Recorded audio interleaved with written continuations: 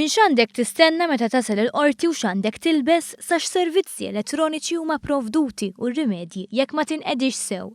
Dan kollu kien miġbura l-ewwel darba f'ċarter għaċ-ċittadini li jużaw is-servizzi tal-qorti, ippubblikat mill-Ministeru għall-Ġustizzja.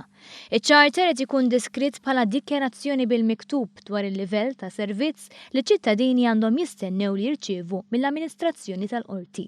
Frankie Merċieqa, id-Direttur Ġenerali tal-Qrati, fisser kif il-parti prinċipali taċ-charter jagħti elenku ta' drittijiet taċ-ċittadin, il-livell ta' servizz li għandek tistenna li tirċievi skont it-tip ta' qorti u drittijiet bażiċi ta' kulħadd.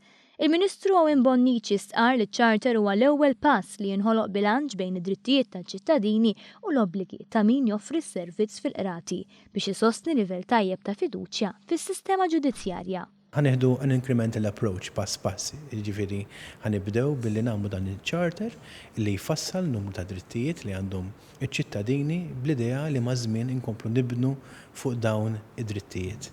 F'dan iċ-charter hemm ukoll xi ħaġa innovattiva fejn għandek lista ta' drittijiet fil-kamp kriminali li fl-aħħar snin kemm ilna fil-gvern saħħaħnihom b'numru ta' drittijiet proċedurali. Bonnici saħaq li l-pass li jmissu li jkunu stabiliti timelines biex kulħadd ikun jaf il-medja ta' kemm idum biex jinqata' każ.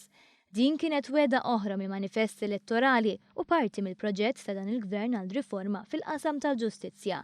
Iċ-charter huwa aċċessibbli online fuq il-website tal-Ministeru tal-Ġustizzja jew mill-Qorti.